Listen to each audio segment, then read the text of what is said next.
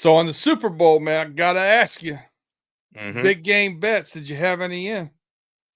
Man, I didn't bet the money line like I should have, but what I did do was bet player props, but I didn't hit on my player props just because I just wanted to stick with the commonalities that everybody else was doing. And Oh man, I made a mistake on betting the over in rushing yards with Saquon Barkley. I made a mistake on betting the over in passing yards with Jalen Hurts. It was a pedestrian game, and quite frankly, I no. should have. You're pointing to it, Oh, but I should have paid attention and listened to listen, pay pay dirt. dirt. Yeah, I should have done it, and I should have bet the Eagles on the money because I had the Eagles winning the game anyway. So yeah, I didn't even bet on the Chiefs or the Eagles. yeah, I just didn't think that there was a lot of value within the actual pick'ems bet because it was a 1.5 point spread. I didn't really care to bet the money line. I felt like that I wanted to go where I felt like it was going to be the most value. And I just thought, like, if I just deal with just player prop bets only, then I'll get some value. Nope, I was wrong. I missed on Tua. I will say this: the one place that I was let down in this game was, man, I thought we were going to see some more tight end action than we saw.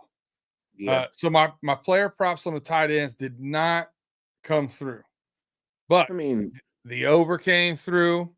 yeah, That deep ball at the end of the game, um, to Xavier Worthy yeah, meant absolutely nothing to the game, but hmm, put our boy Patrick Mahomes over 250 yards yeah, for the game. So that goes over. Like it was just one after the other.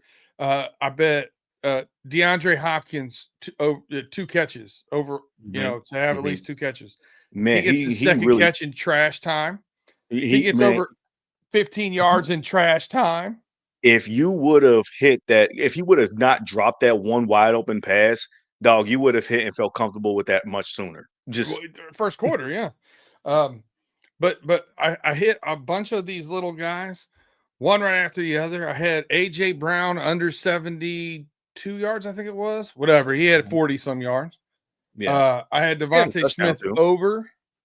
Doesn't matter. I didn't bet a touchdown. I bet, I had Devontae Smith over. I had Jalen Hurts for anytime touchdown. I had the pick of the day, Jordan Davis Yeah. for a sack was 10-1. Dude, the Eagles got so many sacks. I don't even remember did he get a sack? He did, and listen, he got it exactly because we were talking about on the homies. We did our pay dirt within the homies because there was only one game, so it was a homies overtime crossover, Hmm. and they did. Uh, I said, look, they're going to be able to get edge rushes because the tackles have played poorly for the Chiefs.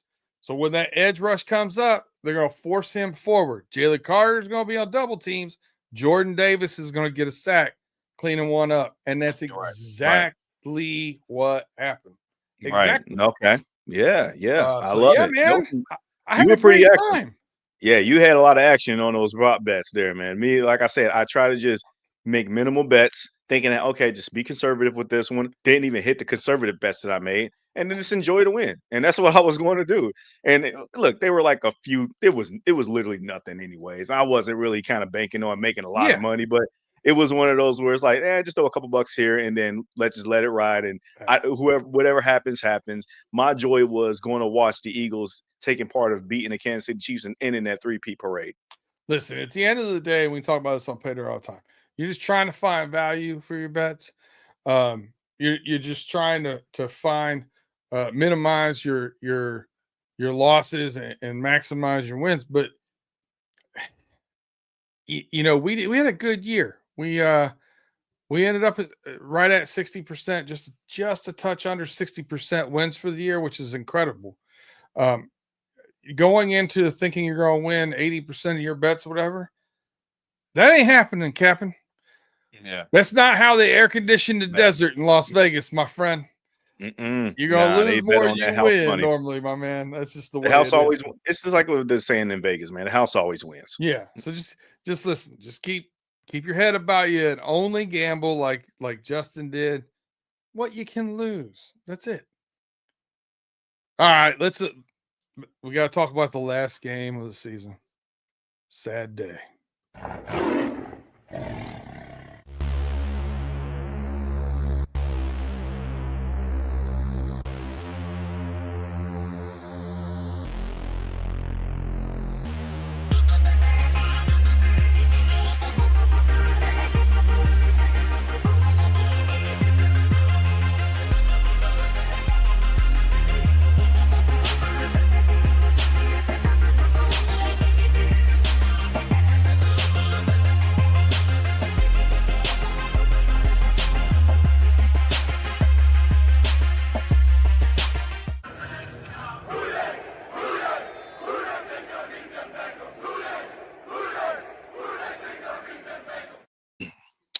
Welcome back. Once again, we are running through the jungle. I'm your host, Brandon Herriott, here with your host, Justin Lacey, and our other host, Tim Lyons, is over here in the chat dealing with some visitors for the family.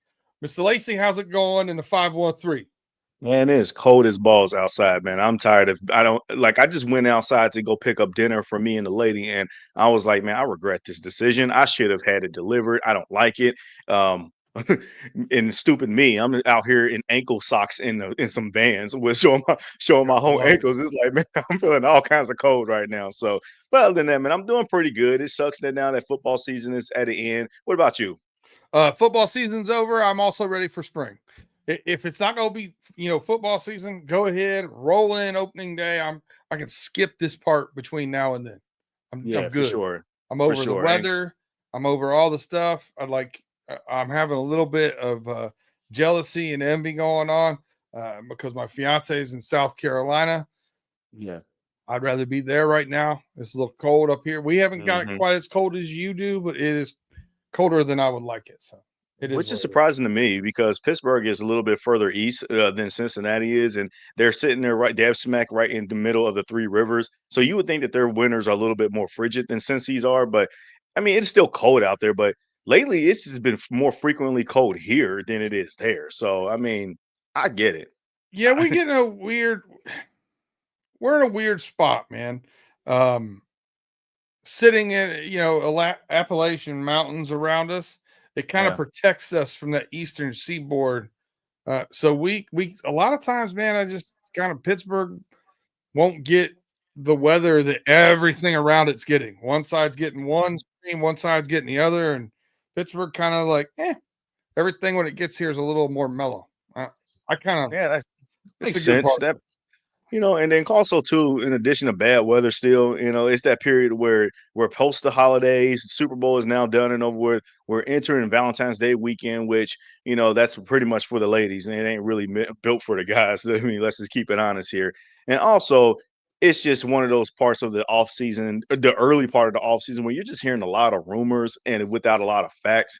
People are just reporting on misnomered information where they don't really have any true accuracy or any fact checking of reports. They just want to say it just to be first.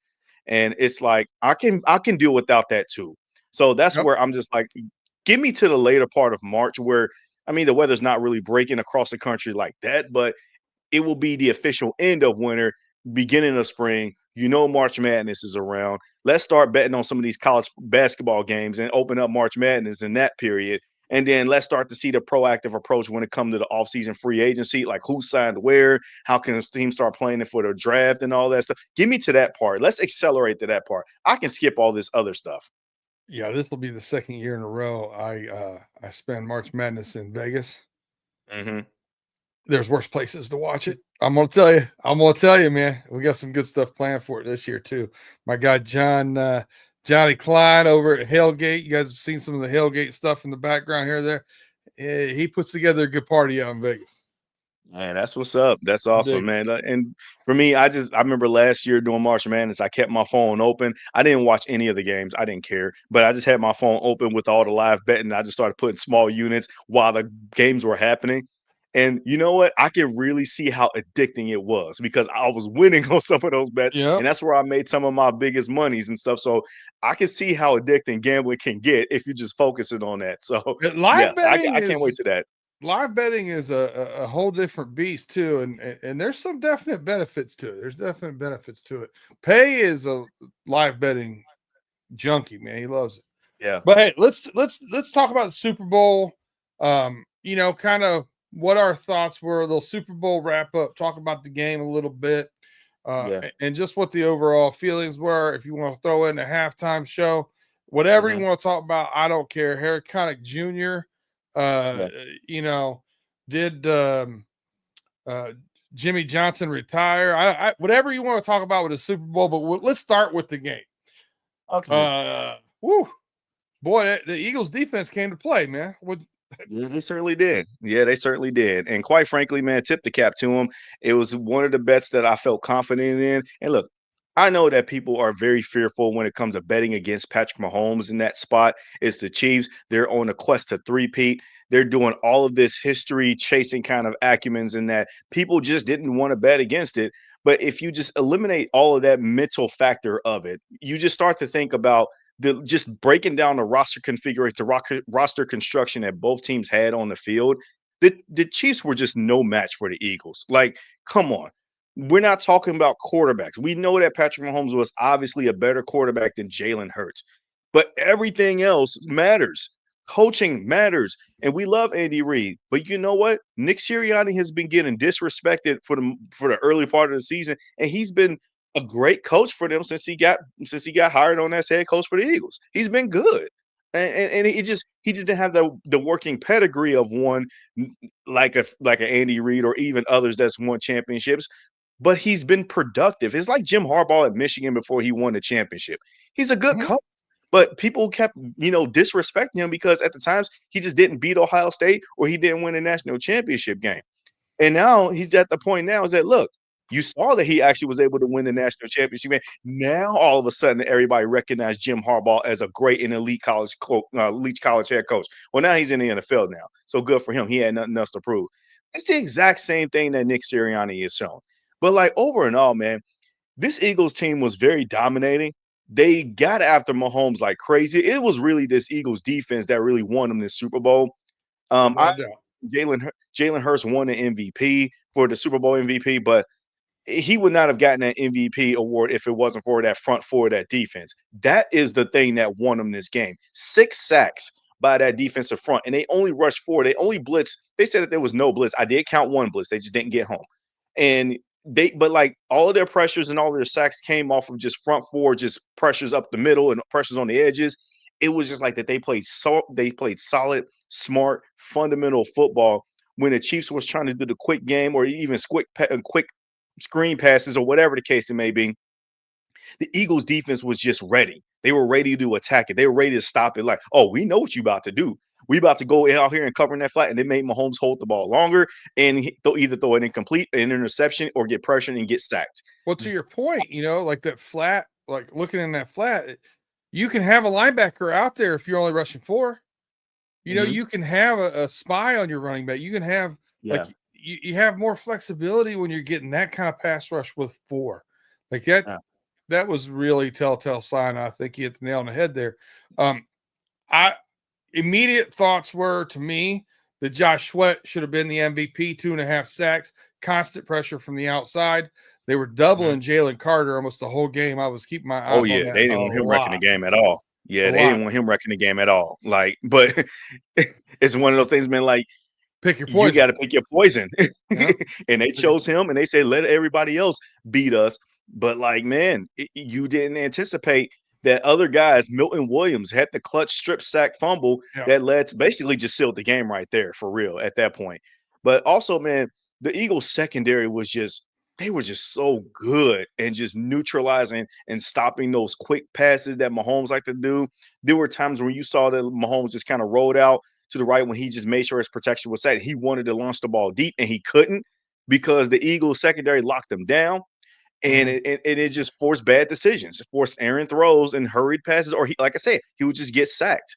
So it was like That's I as had to as tip my frustrated cap. as I've seen him. Yeah, man, it really was. I haven't seen him that frustrated, honestly. And I know, but Bengals fans want to say, "Oh, well, we gave Mahomes the worst game in week two." Dude, I don't care about that. They still ran the ball down our throats in that game. But anyways, it's I haven't seen Mahomes that frustrated or in that eye opening since his previous Super Bowl loss against the Buccaneers. And Mhm. but I think this time was worse, man. And I understand that the score is what it was, but man, I'm not worried about those Chiefs empty calorie yards, those garbage time stats that he threw. Dude, his stat line was so much worse than what it looked. And quite frankly, he lucky he didn't have 4 interceptions because that honestly could have been the night that he could have had for real. Yeah, I definitely think the trenches is where this game was won and lost. Uh, like I said, I could have easily been okay with Josh Sweat getting the MVP with 2.5 sacks. If Hmm. you could have given it to a collective of that front four, that probably would be the best way to do it. Right. Jalen Hurts, 221 yards, 2 touchdowns, and an interception. But really, where the difference was at 72 yards rushing he had. Oh yeah, for He sure. was he was able to pick up a couple key first downs with it, keeping drives alive and running clock there at the end of the game. And it seemed like every time the Spags was trying to dial up a blitz in a big situation or whatever, Hmm. if they lost any integrity, he was able to exploit it with getting out of the pocket and scrambling.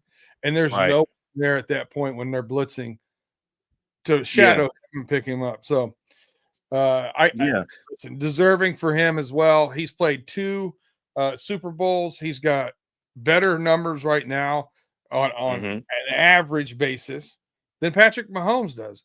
You know, at the end of the day, we're going to sit here and look at this and we're going to talk about the greatest of all time, and the GOAT conversations have been coming around.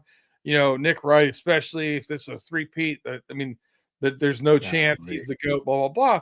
When you look at the end of the day, he's got 7 touchdowns and 7 interceptions in his Super Bowl games.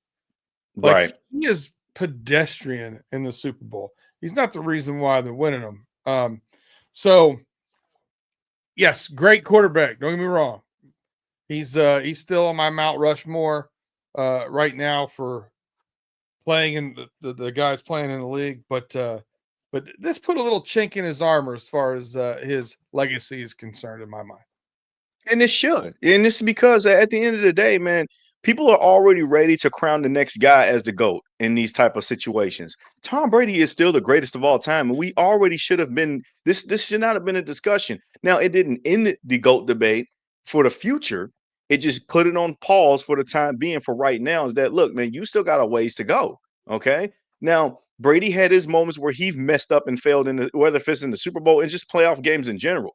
Mahomes have yet to go one and done in the playoffs. Well, Tom Brady's went one and done a couple of times in his career, and but like he's had a stretch of 20 years of dominance where just constant roster turnovers, and he's not three-peated, dynastied with 2 decades of Super Bowl teams that had different turnovers, and he was the main constant that stood tall with all of it.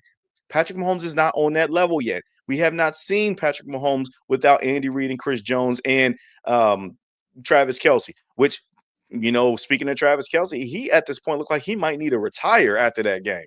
Or like, look, just right off in the sunset. You guys didn't get the three-peat, but look, you got 3 championship rings. That's good enough, dude. I mean, if he still wants to come back, that's all that's his personal business at all. I'm not going to tell him to not come back, but at the end of the day, the Chiefs got to look a little bit of a reboot here on offense. And some of their best guys, they may not be able to afford to keep them with all of the cap constructions that they have with getting their salary cap. Now we'll get to all of that in later conversations and whatnot. Mhm.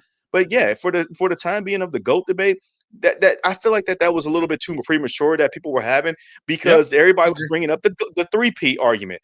If by any chance that the Chiefs would have three-peated, yes, it would have been widely celebrated, nationally recognizable across the whole entire world. What an accomplishment that nobody hasn't done. But you know what somebody else hasn't done before? And since the 1972 Dolphins was doing undefeated season, and that's what I compared as three-peat attempt for during that '07 Patriots run when they went could have went 19-0. And Yeah, they didn't, they just lost the Super they Bowl. should have. It was very similar in that regard. So let me ask you this question. Which one you think would have been the most impressive? In 2007, the Patriots go on a historic run, and because remember that offensive team was like one of the machines on offense. Had they won that Super Bowl, teams to this day will still be comparing every single offensive team to that '07 squad.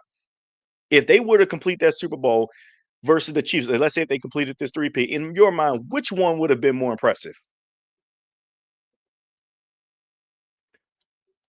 Honestly, the three-peat. Okay. I just And think that it's so hard to stay that consistent. It just being in the Super Bowl 3 years in a row, I think is incredibly impressive. Keeping your core together, um, finding ways to mix and match.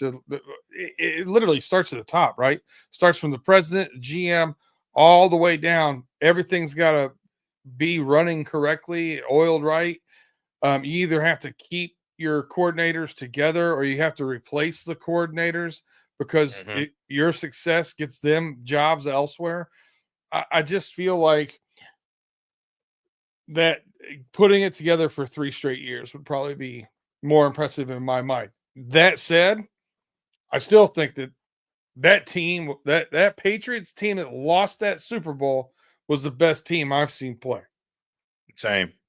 Same. It's just bad. That Yeah. back to this Super Bowl, if I tell you AJ Brown has 43 yards receiving, Dallas Goedert only has 2 catches for 27 yards, and Saquon Barkley only has 57 yards on 2.3 average.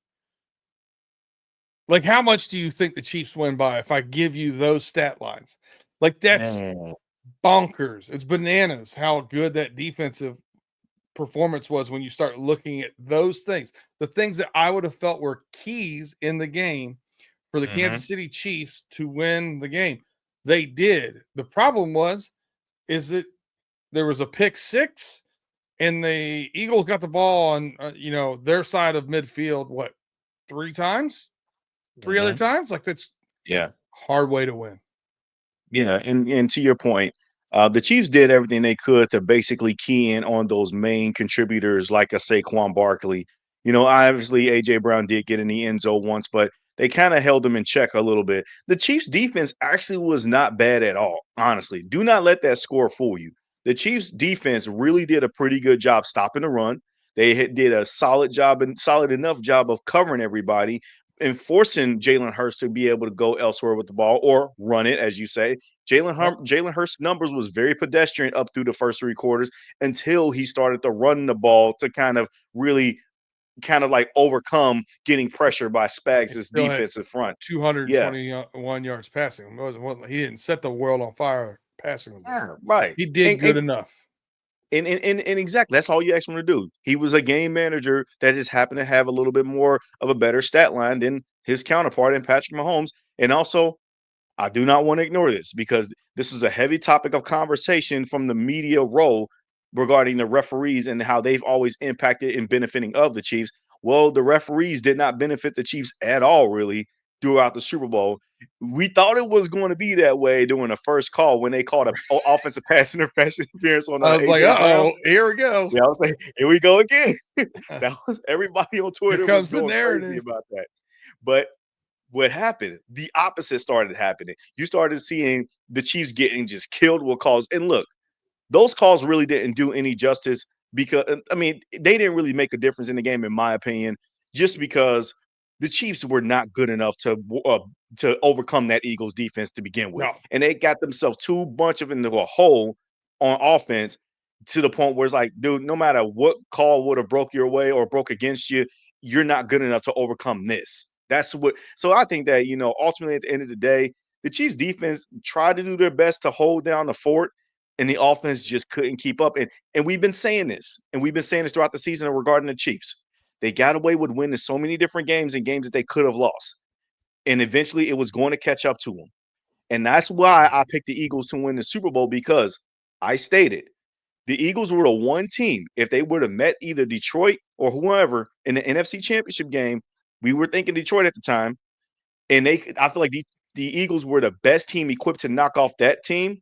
And if they would have met either of the 3 teams from the AFC, the Bills, the Ravens, and or the Chiefs in the Super Bowl, the Eagles were equipped to beat all 3 of those teams Yep. when they got into that spot. And the Eagles just proved to be just that. But way too many people were just selling the storyline and the dream narrative of overvaluing. It's not wrong to it's not wrong to value the level of Patrick Mahomes and where he is now in his career. He's had a fantastic start to his career.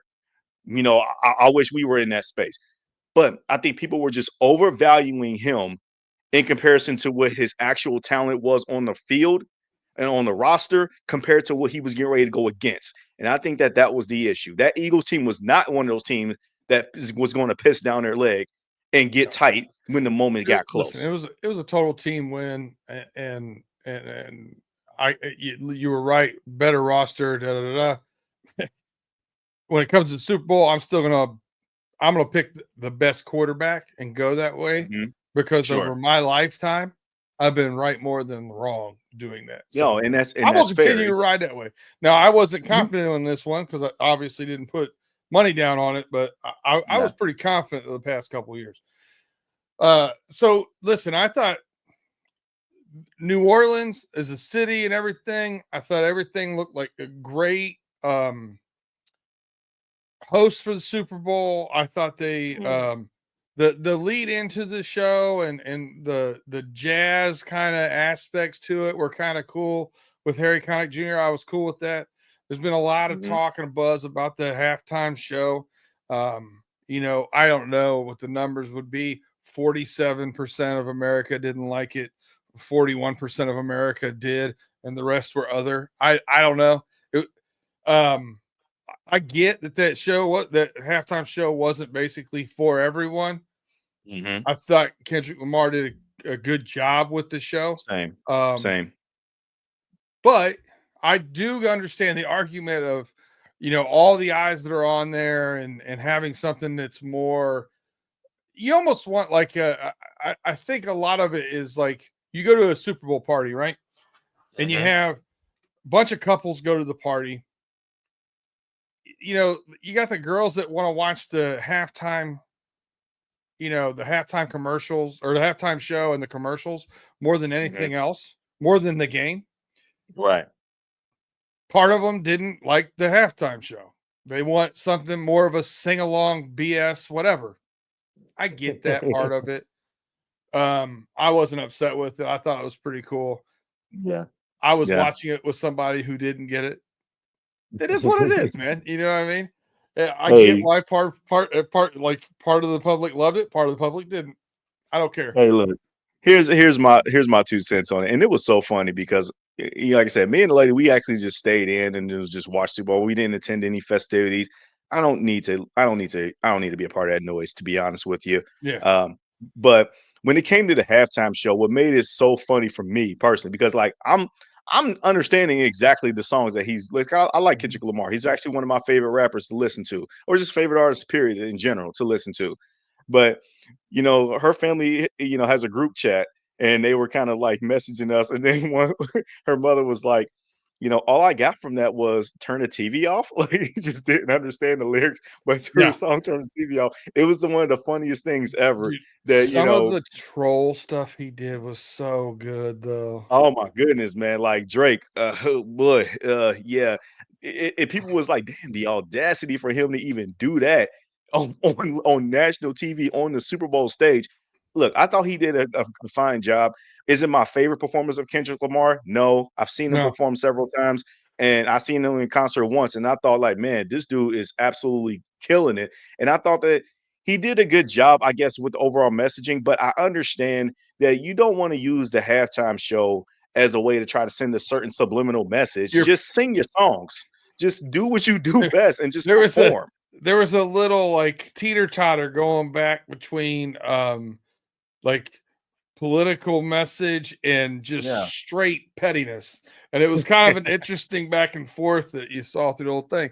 I do have the meme that has sparked from this where it's got the moment that he turns to the camera and says, "Say Drake." Yeah, And it yeah, yeah, says, yeah, if I send you this, just know I'm fitting to do it anyway. Dude, I lost it. As soon as I saw that meme, Hey, I'm like, it was worth it.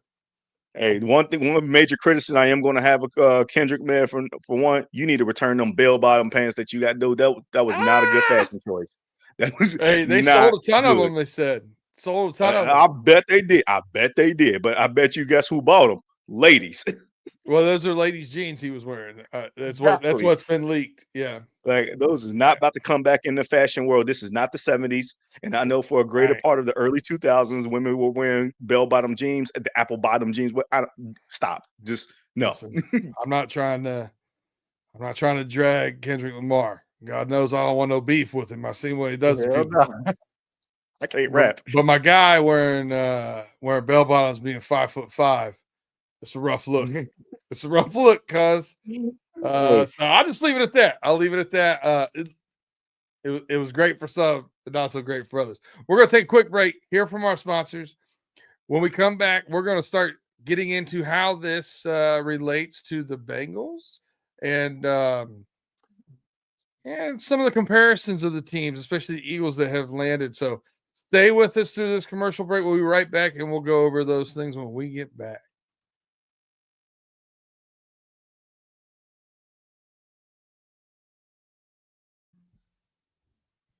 All right, welcome back to Running Through the Jungle. Now that we have gotten the analysis over for the Super Bowl, it's time to get into some Bengals stuff. While we get into that, like, subscribe, rate, review, and share if you can for us. We appreciate you guys. Give us those 5-star reviews. They always help out. Tell everybody you know where definitely. you get your NFL and Bengals news. Yes, sir. Yes, sir. We appreciate you all. Thank you so much for spending your evening, your Thursday evening with me and Brandon today. And usually Tim, when he's not busy doing other things, but we still appreciate his presence It's still the in off spirit season. for You the take time a being. couple of days off. He's And earned it. that's He's the earned it. thing. We understand like football's over is there's really not a whole lot going on as far as like NFL just world news going. We just talked about the Super Bowl. We just talked about the halftime show. We just talked about the fashion choice of Kendrick Lamar. How he need to probably hire a different stylist moving forward. Whatever. I mean, artists do really crazy things. But Brandon, I kind of want to go into this right now before we get into the comparing and contrasting of the Bengals situation. And let's just address the elephant in the room, okay? Jermaine Pratt has requested a trade. This was announced as of last night. And this is obviously coming on the heels that we've hired the defense coordinator, Al Golden, and it just seems like the fit is not going to be there as we're looking to transition and morph into a different defensive style. And before I let you go and give your thoughts on this, I just got to say this.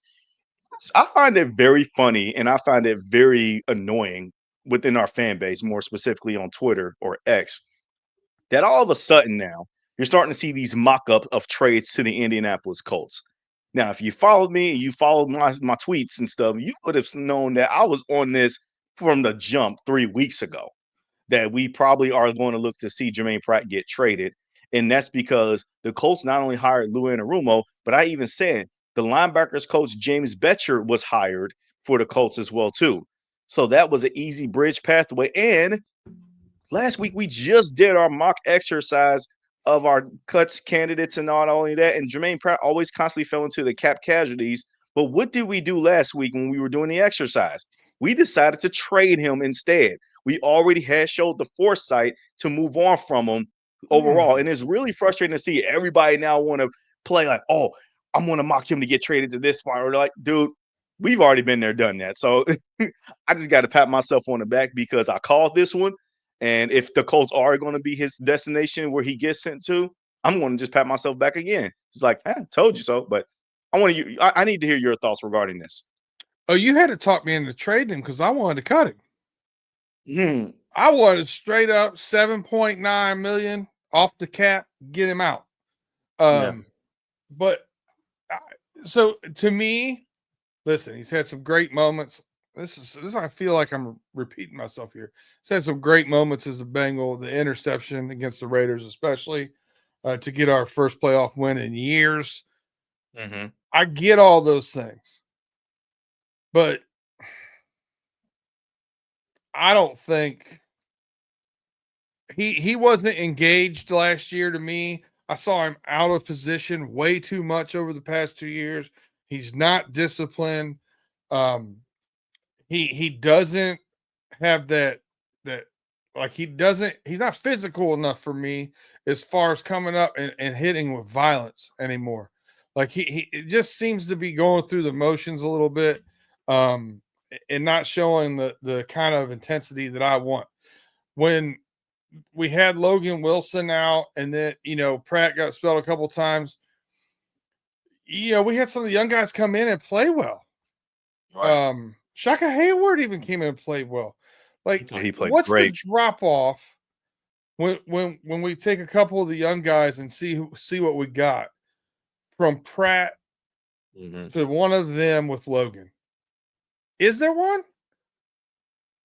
I doubt it. I doubt it, man. I'm fine with it. The narrative that's coming out in some of the national media that, oh, is this the Bengals problem? No. This is, to me, Jermaine Pratt seeing the writing on the wall.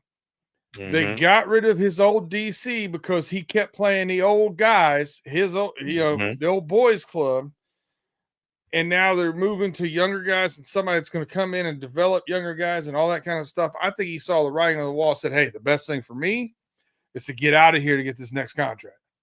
Yeah, I absolutely agree with that whole entire thing. For me, it's just a point of emphasis of what you just stated before with Lou Anarumo. I basically equated to that his production value has dipped dramatically, but he was talking and then had the status and the stature like that he was not. That he was still one of the high performing players in the league. And people are going to point to the missed tackle. I mean, I'm sorry, the tackles, how he was one of the league leaders in tackles and stuff. I don't even remember the number, but honestly, I don't care. It's just tackles are basically an overinflated stat. A lot of context does not be added along with it, because what you also see is Jermaine Pratt among one of the league leaders as far as missed tackles go. And you're right, he's just not a step quick enough to be able to attack certain plays with authority. Now, on the back half of the season, when things are simplified, he played a little bit better. But at the end of the day, I still find myself, dude, you're still getting boat race with more faster guys that you should be able to cover a little bit easier. And I understand that he did get an interception against the Broncos this past season, and it kind of helped like revitalize the defensive effort from that particular game. But the overall value that I've seen, the overall production value that I've seen from Jermaine Pratt has gone absolutely far down. And honestly, he's a representation of Lou Anarumo, to where their performances from 2020, 2021 and 2022, they've gotten so much different equity regarding their production from that time, where we're 2 years and 3 years removed from that part now, and they have not shown the ability to evolve. And Jermaine Pratt is just not a guy that has evolved this game. He has not became the leader, the inspiring and empowering leader that you needed him to be. For crying out loud, he's opening up his mouth so much more. He's trying to, asserting himself as his vocal leader, but yet guys are playing better than him. And that's where I got frustrated with him as the season went on, because I'm starting to see this dude make comments, start charging back at certain players on social media of other teams. And it's like, dude, you're not even making the right plays. You're not even in the right spots to even make a tackle. And yet you're doing all of this. And then the big drop off point for me, where it's like, okay, I need to move on. I need a new leader of my defense, was the first game after the Pittsburgh game, when he was in the locker room and reporters were asking him about like the amount of missed tackles and stuff. And then he was just sitting there trying to act like that. We didn't have that many missed tackles that day. It was like, yeah, you did. And you were one of them. And all this. And then when he would have games that will bounce back a little bit, where he would make a few extra tackles, don't miss as much, he would come back and be like, oh, I thought I couldn't tackle though. Bro, like the lack of awareness, the lack of accountability that I stopped seeing from him just made me feel like that, okay, dude, even if you go somewhere else and have a fresh start somewhere else with another team, I'll be happy for you. I will always appreciate everything that you've done, getting the interception in 2021 to seal our first playoff win, even though realistically that shouldn't have been a ball thrown by Derek Carr anyways. It was very well short of the goal line, whatever. But I'm not going to take away from that moment, because I know how I felt and I teared up in that moment. And I also will never take away him jarring the ball loose that led to the fumble in the jungle, the touchdown run by Sam Hubbard. I will always remember the strip sack of the Chiefs. He had big moment plays to where he's asserting himself like, hey, I can make a pivotal play in a clutch moment, but it was just time to move on. And it was very clear. And I got so tired of fans that were trying to champion player excellence by saying that, oh, see, y'all need to start, keeping that same energy. Jermaine Pratt did this and did. I don't care. He needed to move on, and I needed to move on from him and watching him. So let me ask you this question. If you had, the war in baseball, the wins over replacement, if you had a tackles over replacement, Jung Meta or Hayward, do you think there's much difference in tackles over replacement? Dude, I think Muma Meta, if he would have got more opportunities of playing, and if we would have had a defensive coordinator that actually inspired playing young guys and get playing them to Yeah. get better, we all saw the potential. Now, I'm not saying that Muma Meta need to be a starter by any means, but I think that he had earned Give opportunities him to a get snaps chance, early in you the know? season to get the chance, so that way we can see if he can be a viable option down the road. And he could have been. It could have been well decided sooner rather than now to where your linebacker core is going to go. But you know what? With Al Golden in hand now and taking the lead with this, he understands how to develop that position group. And I think that he's going to attack that thing with full force. And I believe that they're going to remake that build. They're going to rebuild that defense from that part first, in my opinion. Yeah. Now, I listen, when you talk about holding on to aging players and stuff, you start looking at teams that are really building dynasties and doing some big things in recent history, Right. salary cap, and free agent, you know, since the free agency has really been a big thing. You're looking at teams like Kansas City, who's gotten off of stars, leaned into who they thought they should pay, gotten off of some stars. You're looking at the Patriots. They were perfect at that, right? They would get off somebody a year too early rather than Right. hold on to them a year too long. Mhm. But then they would pay the people they needed to pay, keep the people happy they needed to keep happy. Um, Now we got a lot of buzz going on about the Eagles, Yeah. Yeah. right? Right. Right. Joe Rightfully Burrow. so. Joe Burrow even says, I like the way the Eagles, are paying their guys. That we got the Yeah. cap room. I'm willing to renegotiate and all this other stuff. Listen, we've already proven to our audience that we got the Mhm. cap room. We did that. We got double A in here. He's still flying high, I'm sure, because of his Eagles. Uh-huh. Yeah. We appreciate having you with us. We're going to talk about the Eagles and how they relate to the Bengals here, right?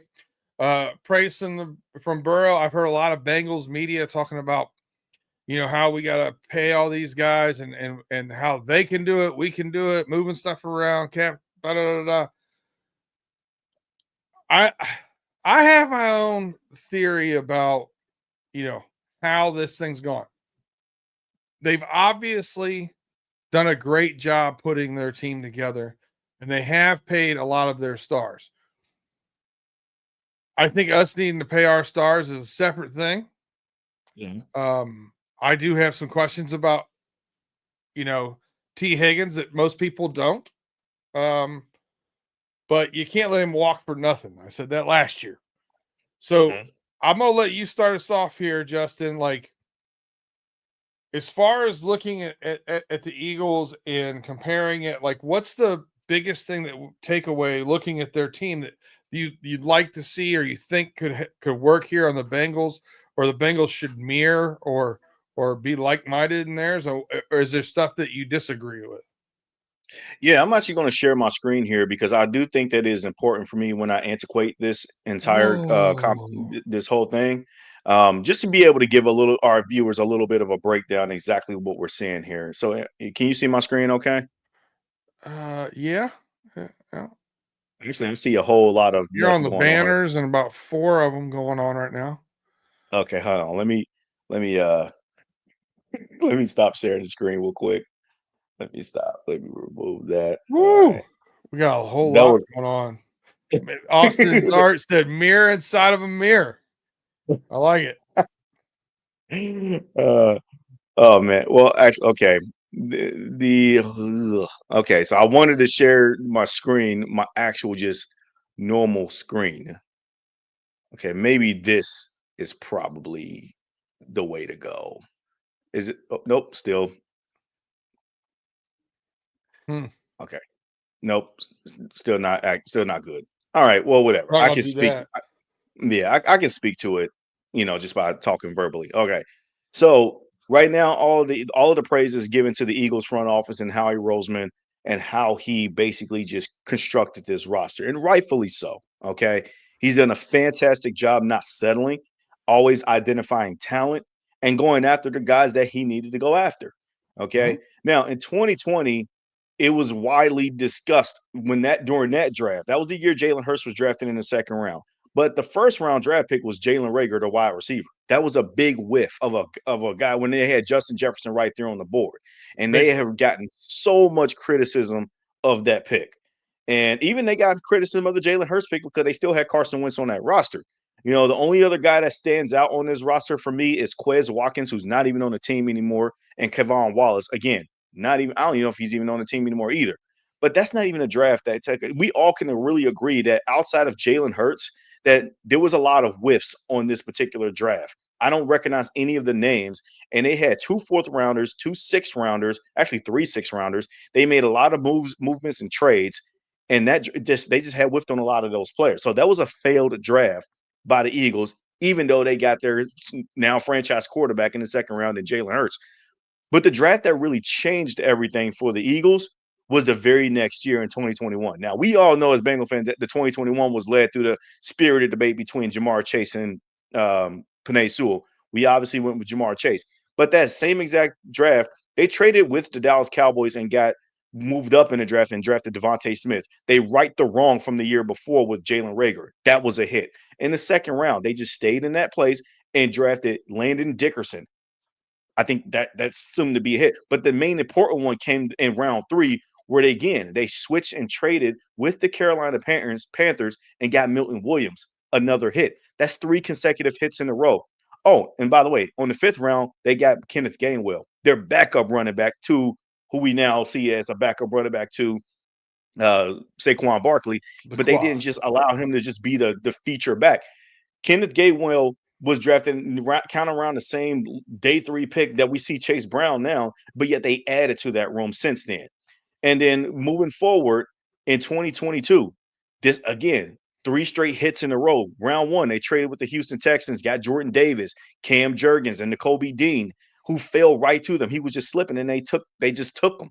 So with that, right then and there, that's 3 more starters on top of the 3 starters from the previous draft. And now Milton Williams is scheduled to be a free agent, but we'll get into all that later. But then in 2023, the year afterwards, again, this was the crazy draft. These next 2 drafts were a crazy draft where we were just feeling like, damn, man, they getting nothing but Georgia Bulldog players. They already got a couple in the previous year with Jordan Davis and Nakobe Dean. And now in the next year, Jalen Carter, round 1 pick now. They traded with Chicago. Then then they go back down into round 1. Again, they had 2 first-round picks. The second one, they get Nolan Smith, who fell to them at 30. And then that very same draft, down in round 4, they got Keely Ringo. So they get a lot of people. They also got Sidney Brown, Chase Brown's twin brother that year. And then they just kind of topped it off with just the icing on the cake in this past draft, we known it as the 2 back-to-back getting the corners and Quinyon Mitchell and Duke Cooper DeJean. And they set themselves up really great for the future with just building through the draft just naturally.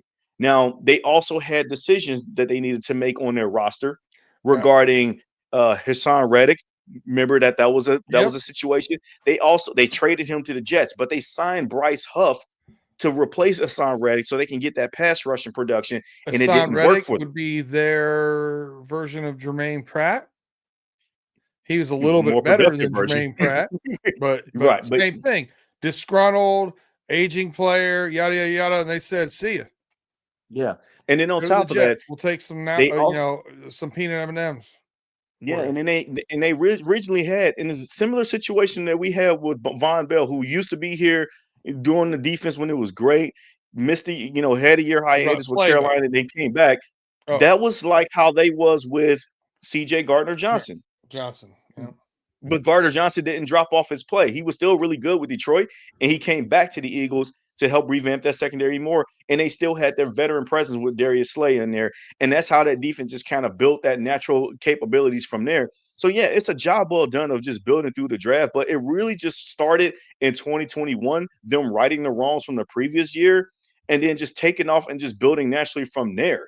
And quite frankly, when I compare that to the Bengals did a very similar approach on defense. They went with a lot of young guys. They really started their taking off in the draft. Listen, if you're paying your wide receivers, you're paying your quarterback, you're doing those things, you have to do that. Right. And you look at the Bengals comparing these 2 teams, right?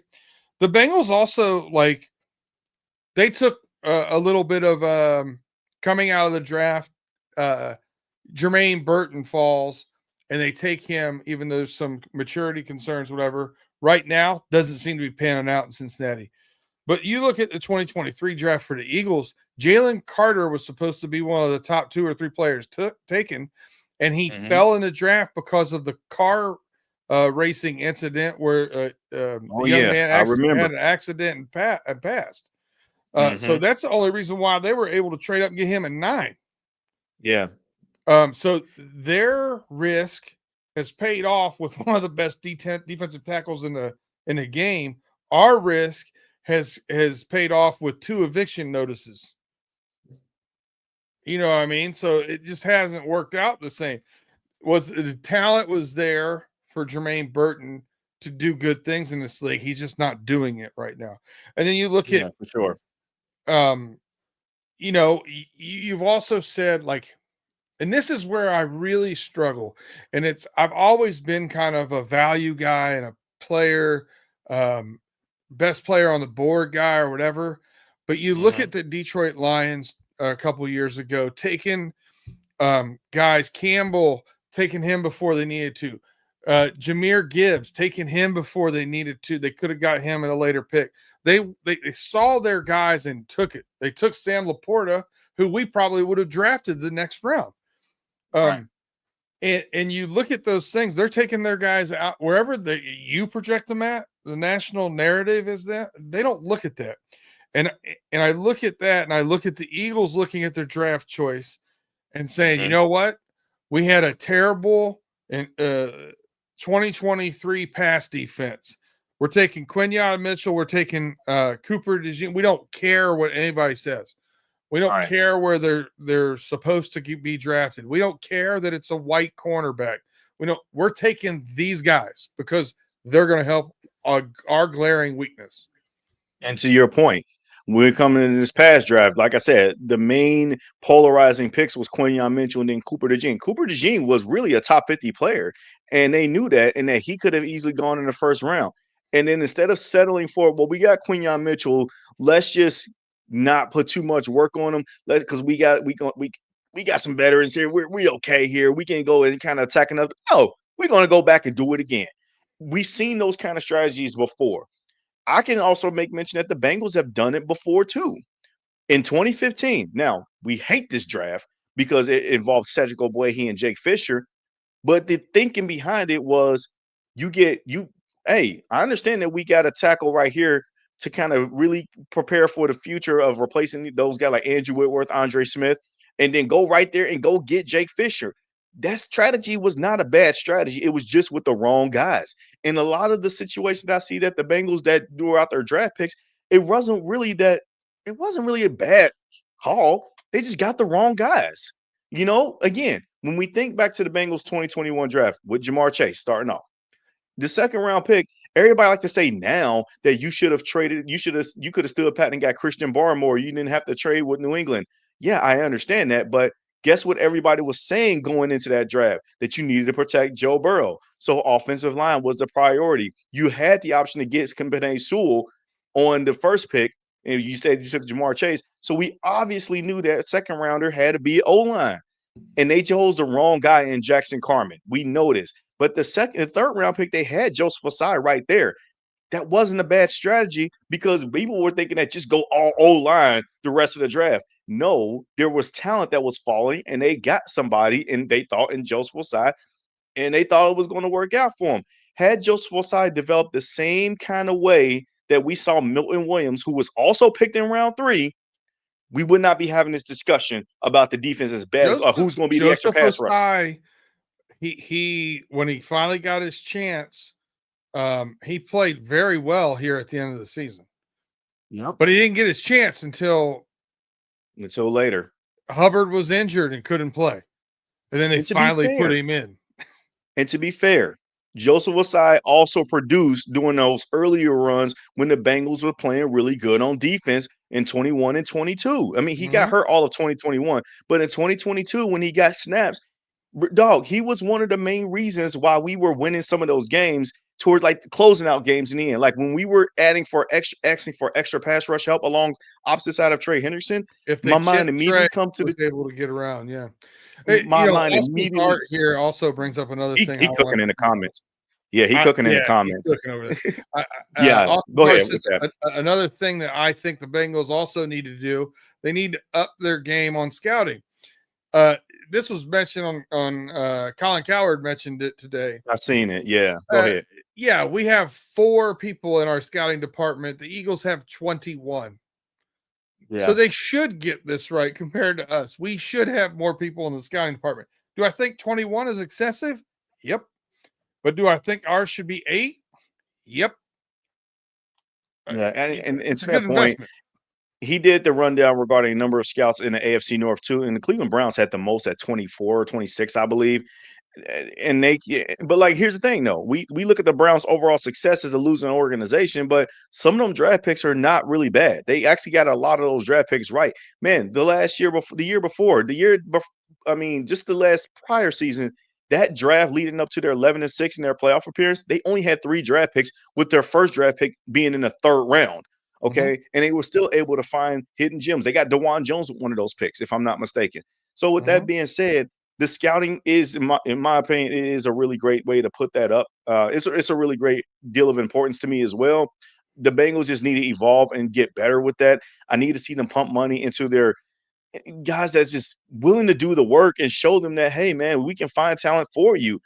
Go from 4 to 8 or go from 8 to 10 or something like that. Like, you don't have to just deal with this bare minimum scouting staff and scouting department by virtue of just cutting costs or whatnot. And I understand small groups make for better collaboration, better cohesion, and all that. You can all fall on the same page, but it's also a very much of a victim of groupthink, to where you all just moving in unison in the same direction because you're just trying to keep the cohesion together. But at the end of the day, no one's challenging the status quo that way. You're not looking a little bit more in depth, or man, we're missing talent here and here and here. Like, I'm not ready to sell the stock on some of these Bengals young draft picks yet. Oh no, Because I agree with you. Look, like Chris Jenkins had the thumb issue earlier in the year. Right. Played better Right. after he got back. McKinley Jackson, I thought, played a much better second half of the year. Amarius Mims, I think, has a very bright future. Eric All, I mean, just unlucky with the injury, right? Right. Josh Newton shows some promise. Tanner McLaughlin, injury. We knew that he was kind of high risk with the injury coming into this. Cedric Johnson, towards the end of the year, showed some promise. Coming on. DeJohn Anthony showed some promise. Matt Lee, from all accounts, doing fantastic. Going to be the heir apparent. Where we haven't seen it turn over is the Miles Murphys. Really would like to see DJ Turner or Jordan Battle take that next step next year. Charlie Jones seems to be ho-hum, not getting enough work at wide receiver, and I think that's just because of what they see on a day-to-day basis. Chase Brown's been great out of the 5th round. Right. As a 6th rounder, I think you got to be really happy with Andre Yoshivas. Absolutely. As a 7th rounder, DJ Ivy, bad luck with an injury, but shows promise. I think we have some guys here. I'm not going to mention. Let's just stop drafting punters. Just stop. You know what I mean? You pick a guy off the scrap heap, and he breaks the franchise record for average punt yardage. Right. So just scrap heap all those guys from now. Listen, place kicker, go ahead and draft one. He makes points. Punter, find one somewhere. For sure. But yeah, you start looking at the razor thin margin difference between what the Eagles have done the past 4 years in the draft versus what the Bengals have done. And they've both had to do very similar things. And when you're paying Jalen Hurts and Joe Burrow $55 million apiece, when you're paying AJ Brown and you're looking at paying the Trey Hendricksons of the world, you're going to have a lot of money out there. You have to get these right on these draft choices. Sure. Absolutely. You have to get your Jalen Carter to pay off versus your Jermaine Burton not paying off. Those risks have to come out, but you have to take those risks when you're in this situation. You certainly have to. And I was one that's championed and happy that they took the risk on a guy like a Jermaine Burton before all of this stuff came out because I believed in his potential. And I was wrong for the time being, but there's still time to see if that's going to work itself out. Now, maybe Jermaine Burton is out of chances, and we're probably going to go into training camp, and he may not even make the roster by virtue of he just doesn't work hard enough, whatever the case it may be. But I was still celebrating the fact that the Bengals took a chance on a guy like that because at the end of the day, you also need to add attitude. Now, one other comparison that we wanted to bring I wanted to bring to attention is the Eagles also went Howie Roseman more specifically, but the Eagles also went the more aggressive approach with the replacing coordinators. Now, in 2023, they suffered a real big meltdown of a loss in the wild card game against the Tampa Bay Buccaneers. That was when they were folding. They had a stranglehold in the division and they lost it, and they melted down in epic fashion against the Bucs in wild card weekend. It was all because their secondary was so bad, which is part of the reason why they got the two corners that they did in this past draft. But at the end of the day, what else did they do? They also just say, okay, be gone with both of their coordinators and bring in Vic Fangio and Kellen Moore. Kellen Moore is now going to go into a head coach position over with the New Orleans Saints now, and Vic Fangio is still retaining his status as the defensive coordinator. They now have their version of what we had in the past with Lou Anarumo. More specifically, everybody was saying we need our version of Spags. Well, the Eagles got that with Vic Fangio, that he ain't going anywhere anytime soon. Does Fangio have the best nickname in pro football? I don't even know what his nickname. Fangs. I mean, for Fangs? a defensive coordinator, that's great. I didn't know that was his nickname. That's actually pretty dope. Yeah, and I like that. And but like the Eagle, and then part of the decision was they brought back a guy that they had familiarity with CJ Gardner-Johnson. The Bengals did the exact same thing with Von Bell. They got production and we didn't. Hell, we should have moved Von Bell to a linebacker. Let me ask this question too, and this can be a general question to the guys in the chat as well too. Everybody's talking about Jesse Bates. The Bengals never should have let Jesse Bates walk out the door. But I understood, even though I do really feel like that was kind of a loss by the Bengals, and it's shown his warts over the time since then. But what if the Dax Hill draft pick worked out at safety like we all thought it could? And I'm not saying everybody thought it could, but like, what if it happened to have naturally worked out into the way that we thought it could? The same way the Chiefs moved on from Tyrann Mathieu and Andrew Sorensen, and they replaced them with rookie Brian Cook and veteran Justin Reed. Brian Cook was not as well established as a safety coming out of college like Dax Hill was coming out of Michigan.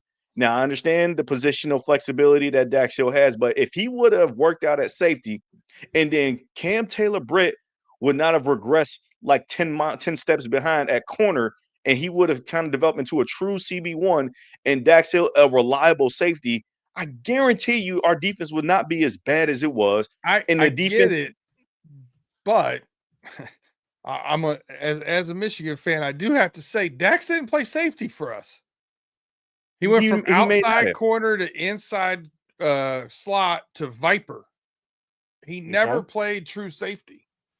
And as a Cincinnati fan, I'm telling you right now, Brian Cook was not the best safety, not the best DB, or not even the best safety on that team. Everybody knows that DB room was led by Sauce Gardner. And then there was Kobe Bryant. Then Ivan Pace. Then you started getting into the safety conversation. But Brian Cook was not really one of those guys where it's like he was a senior. He was up, eligible to be drafted. But nobody thought he was going to go high in the draft at all. The Chiefs took a swung because they knew that they needed to replace that position and get younger at some point, and that he was a viable option. And that's why they drafted him. And it's worked out for him. Also, coming from last year's defense that started being really good, Brian Cook also got hurt and missed majority of that year. So you also didn't really see him. So they had to supplement draft picks. Tyson Anderson. But at the end of the day, they also did what they could to replenish resources. So, Mike, basically, overall, I'm just saying this: the Bengals plan for their. I'm saying it's literally razor thin. They've got Dijon Anthony, they got Jordan Battle, they got Tyson Anderson. You go every single season. Dax Hill, they've drafted somebody to replace those safeties every single year for 4 years. They just haven't done it. It just hasn't worked out. Whether it's not catching on fast enough. And you look at Dax Hill, if he's got 3 or 4 plays that if he catches the ball, we have a different Bro. conversation about how he played. Yeah. Yeah, and quite frankly, I was He really high dropped on him like going in 3 interceptions. early part of 2023 when he finally took a full-time starting role. I was really high on him, and I was thinking that, you know what? He just needs time to develop. And then what happened? Then the coaches with this positional flexibility, position changes and stuff like that, it screwed up his development in the league. And then also, quite frankly, the injury last season didn't help him out at all. And then, hearing the thing about Lou Anarumo saying he just don't like playing young guys, period. That's gotta be frustrating Yeah. to hear. Because again, it's just showing you're just literally suppressing your development opportunities for your young guys. And again, it's the main reason why he had to go. Tim says, does Golden keep him as cornerback?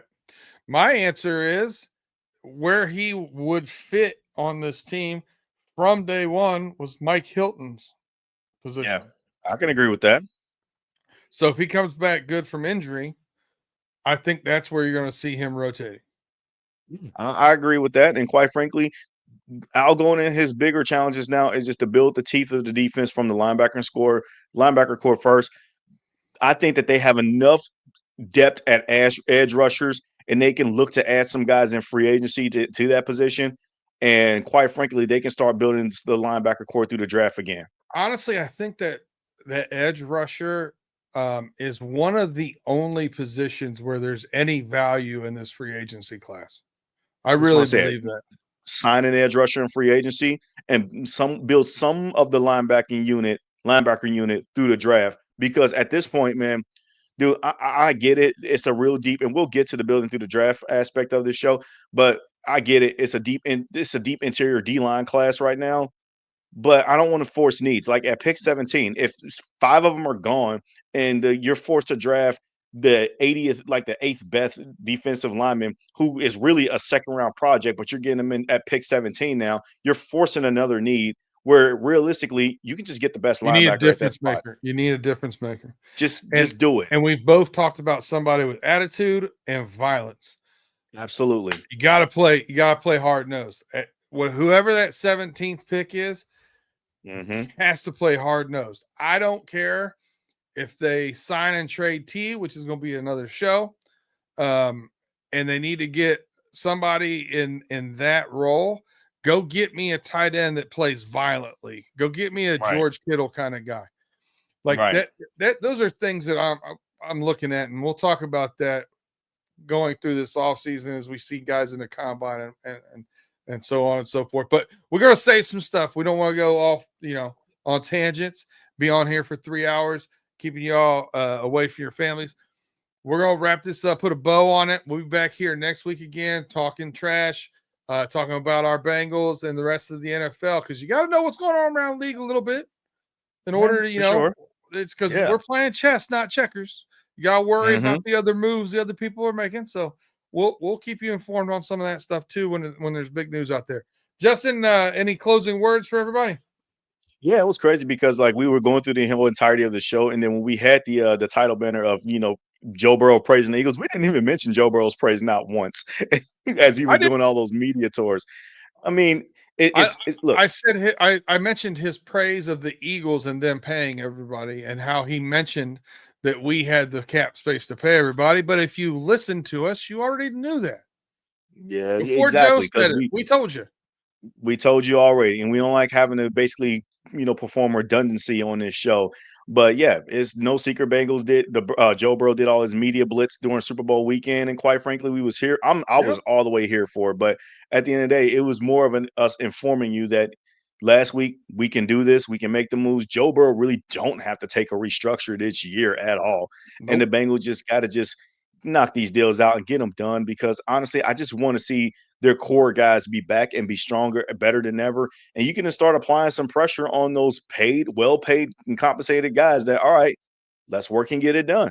We're going to build around you now. Because just because you bring those guys back, that don't mean you stop right there. If you're the Bengals, you got to start adding more. You still got to add talent around them. So Yeah. that's my closing thoughts. The only reason why he would restructure anything or need to or volunteer, whatever, it would be if they wanted to front load some bonus money in Hmm. or front load a deal in order to shake up cap room over the next 2 or 3 years, when some of those guys that they've drafted over the last couple of years also start needing to get paid.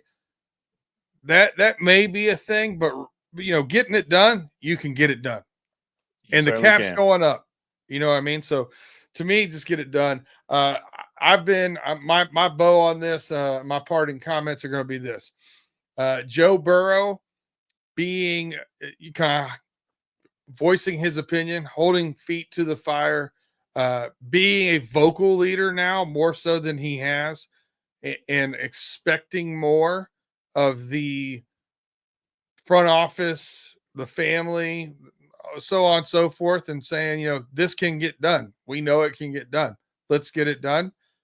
He deserves to do that. I've been saying it all year, all season, since we were in the preseason and they were talking about not paying T or paying Chase listen, pay him, wrap him up, make Joe happy. Joe deserves excellence. Stop trying to be relevant. Try to be excellent. Yes. That's the mission. And and that's what I'm gonna leave it on, man. We're gonna get out of here. Check us out next week as we are running through the jungle.